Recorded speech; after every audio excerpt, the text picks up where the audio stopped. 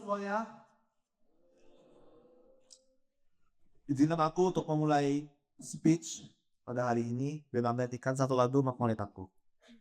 Dan aku harap teman-teman juga tahu lagu ini. Matematika, ilmu yang menyenangkan. Nice. Aku lihat ada banyak ketawa di sini. Mungkin beberapa dari antara kalian tidak relate dengan lagu ini. Ya Allah relate kalian menawa, kalian ikutnya. Abi, penggalan lagu itu relate banget di kehidupan aku. Bahkan ada saking relate-nya, kalau lagi nyetir atau mau lagi mandi, itu suka terngiang-ngiang dan apa nyanyiin tanpa aku sadar. Karena matematika yang bagi sebagian orang itu adalah mimpi buruk dan hal yang dibenci, tapi bagi aku itu udah jadi bagian dari kehidupan aku yang tidak bisa dipisahkan. Itu yang membentuk cara aku berpikir dan menjalani hidup hingga saat ini. Banyak orang nanya ke aku, apa yang sih belajar matematika sampai segitunya? Oh, kalau kita mau beli Pythagore, gak perlu sih kostak, gak perlu integral, gak perlu kalkulus. Jadi buat apa belajar matematika sampai sipeknya dan apa penerapannya dalam kehidupan sehari-hari? Untuk membuktikan bahwa matematika itu penting dan penting angka, aku mau kasih lihat sebuah soal. Ya. Dan dia bilang, wah, kapan lagi ya di lalu TEDx ada soal matematika. Oke, silakan dikerjakan, jangan cuma dilihat. Ya, kalau aku lihat, ada beberapa orang yang tadi langsung, ada juga yang tawa, ada yang like, wah, tapi ada juga yang santai, mungkin rasa ini gampang. Tapi, ada juga yang aku lihat, berapa banget tadi, ya bahasa gak mau coba sama sekali. Bukannya tuh kayak, mungkin mereka udah trauma sama lulus X, Y, Z di matematika. Nah, kalau kayak gitu, coba aku ganti soalnya. Yes. Nah, bahasa juga kayak langsung beda banget nih ekspresi yang aku lihat. Secara visual, soal yang ini kelihatan lebih menarik dan lebih gampang ya kan? Dan tahu gak sih sebenarnya soal pertama dan soal kedua ini itu sama persis. Yang membedakan adalah soal pertama itu pakai huruf X, Y, Z. Atau dari matematika kita sebutnya sebagai variabel. Dan soal yang ini pakai gambar. Yang sebenarnya itu variabel juga. Karena variabel itu apa sih sebenarnya? Variabel itu melambangkan suatu angka atau suatu nilai yang kita belum tahu. Bisa pakai huruf, pakai gambar, pakai simbol, dan lain sebagainya. Aku udah berulang kali bereksperimen memberikan dua soal ini ke banyak orang. Dan hasilnya selalu sama. Ketika soal yang aku kebah menjadi gambarnya keren, orang-orang akan lebih tertarik untuk mengerjakan. Bahkan sampai bisa menemukan jawabannya. Yang awalnya gak mau ngerjain, lalu ketika soalnya diubah jadi kayak gini, jadi bisa ngerjain. Dari sini, aku belajar sesuatu yang penting. Yaitu, ketika kita berubah bentuk soal, maka perspektif kita bisa berubah juga. Padahal, secara konsep, secara penyelesaian, dan hasil yang akhirnya pun bakal sama. Dan ini adalah pelajaran hidup pertama yang aku dapatkan dari belajar matematika. Yaitu, hal yang terasa sulit seringkali jadi ringan atau mudah saat kita mengubah cara kita untuk memandang. Dulu, aku sempat gak suka matematika. Yes, tapi asal benar. Ada masa di mana aku itu menyerah dari matematika. Aku suka frustasi kalau gak bisa nemu jawaban dari sebuah soal. Rasanya itu butuh banget stuck. Dan aku yakin teman-teman sini juga relate. Terus nih, pas di sekolah diajar guru, nanti, wah, apa? Tapi pas pulang coba sendiri, lah, kok gak bisa ya? Tapi satu hari, mamaku bilang ke aku, Daryl, kamu kan suka sebuah challenge, suka tantangan, suka main game. Ya, dari dulu aku suka main game kayak puzzle, ada key maze, Pokemon, main di Game Boy dulu, Pokemon. Terus mamaku udah kayak gini, gimana kalau kamu coba mikir, kalau matematika itu ibarat sebuah game, sebuah puzzle yang kamu harus pecahkan.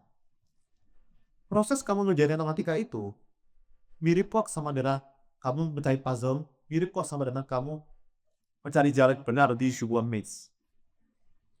Sejak itu, perspektifku terhadap matematika berubah. Aku coba melihat matematika sebagai sebuah game, sebuah puzzle untuk dipecahkan. Jawabannya sudah ada, solusinya sudah ada. Tinggal bagaimana kita berusaha untuk menemukannya. Dan sejak itu, aku jadi suka matematika. Dan rasanya matematikku jadi seneng banget. Kalau kita lagi main game, apalagi game yang adventure, misalnya kayak Pokemon gitu ya. Kalau kita kesal, kita bakal coba terus kan? Kita nggak bakal kayak Theo, tenang. Nggak bakal. Kita bakal coba terus, coba terus, coba terus. Kita bakal cari cara lain sampai berhasil dan menang. Begitupun dengan matematika.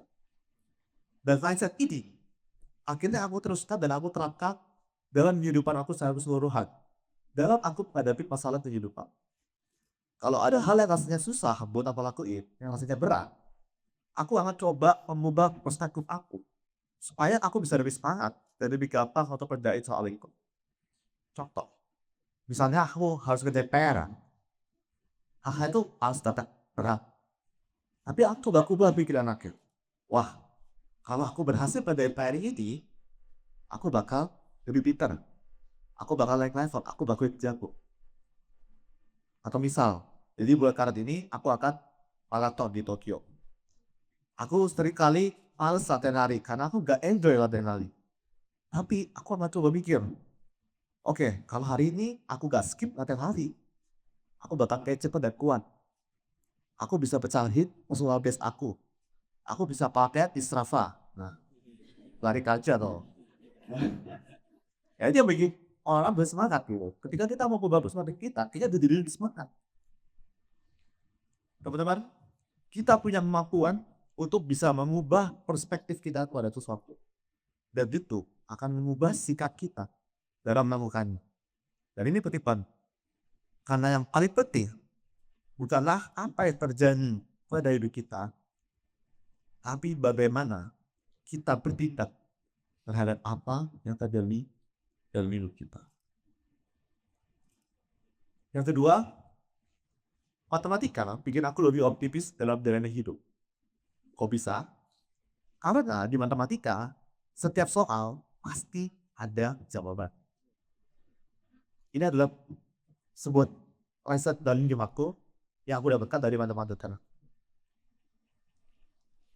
Memang sampai sekarang ada beberapa soal yang belum terpecahkan. Tapi belum terpecahkan bukan berarti gak ada jawabannya. Kalau ini ada soal matematika, kita sering stuck, ya kan? Tapi kalau terus coba berbagai cara, pasti pada akhirnya kita akan menemukan cara yang benar untuk menyelesaikan soal tersebut. Mindset yang terbentuk dari proses belajar matematika ini bikin aku selalu yakin bahwa setiap masalah yang aku punya pasti ada jawaban dan jalan keluar. Mungkin sekarang masih stuck. Sekarang belum menemukan jawabannya. Tapi aku yakin kalau aku terus berusaha, aku coba cara-cara baru, coba cari cara yang lain, pasti bakal bisa selesai. Aku suka menganalogikan dengan 10 jalan. Ibarat ada 10 jalan yang bisa kita coba untuk suatu masalah kita, dan hanya ada satu jalan yang benar. Kita coba jalan pertama, salah.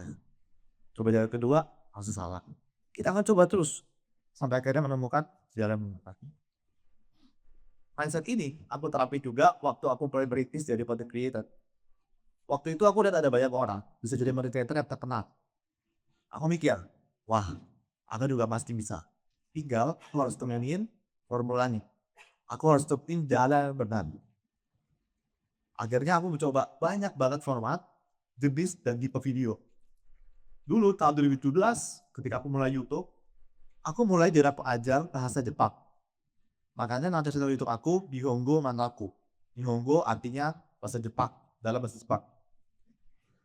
Setelah aku upload beberapa video mengajar bahasa Jepang, aku lihat, oh ternyata gak banyak yang minat. Akhirnya, karena aku mau mengembangkan channel ini, aku coba jadi semakin tahu. Aku coba nge-vlog kehidupan aku sebagai mahasiswa di Jepang. Oh ternyata lebih banyak yang suka. Dan sampai situ aku coba lagi explore. aku coba bikin konten kulineran, jalan-jalan di Jepang, traveling bareng teman-teman, mengenalkan budaya di Indonesia teman-teman orang Jepang. Dan ternyata makin banyak yang suka, dan aku lihat pertumbuhan channelnya semakin besar. Dan berarti di situ aku bisa coba explore konten matematika. Awalnya aku aja di papan tulis. Aku pikir bakal banyak yang suka, tapi ternyata enggak. Dikit banget ya nonton gitu. Aku tuh mau bikin papan lain gitu. Aku jawabin soal viral yang ada di internet. Aku coba jawabin soal dari followers. Jadi aku di-challenge sama mereka untuk bikin soal. Dan ternyata ketika format kan ganti, isi konten yang ganti, banyak yang suka. Terus suatu hari aku berpikir buat bikin battle matematika.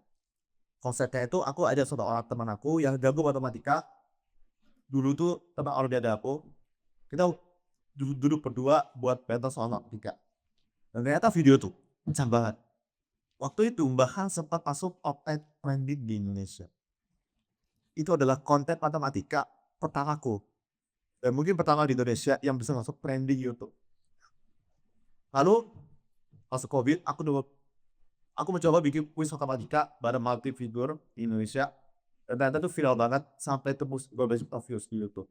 Bahkan sama 2 kali sempat masuk trending nomor 1 di YouTube Indonesia. Sekarang kalian bisa kenal aku dan aku bisa berdiri di panggung ini itu karena aku tidak berhenti mencoba dan selalu percaya bahwa setiap masalah pasti ada solusinya. Yang ketiga, life lesson yang aku dapatkan dari matematika adalah tidak ada sesuatu yang sia-sia jika kamu terus mengusahakan. Mungkin aku pribadi tidak selalu memandang matematika dari segi keilmuan.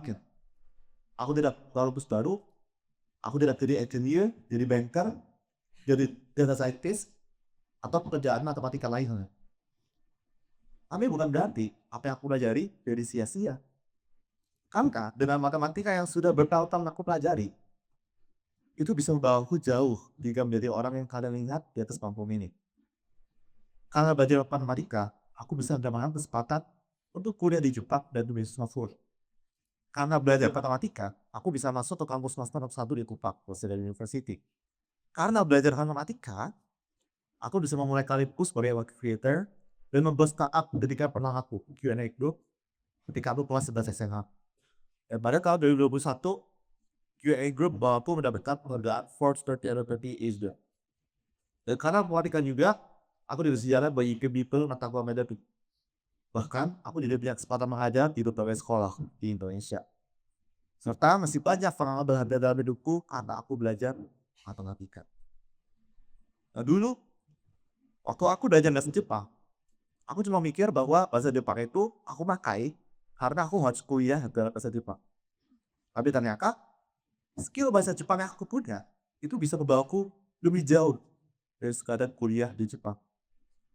Karena bisa bahasa Jepang, aku bisa berteman dengan banyak orang Jepang.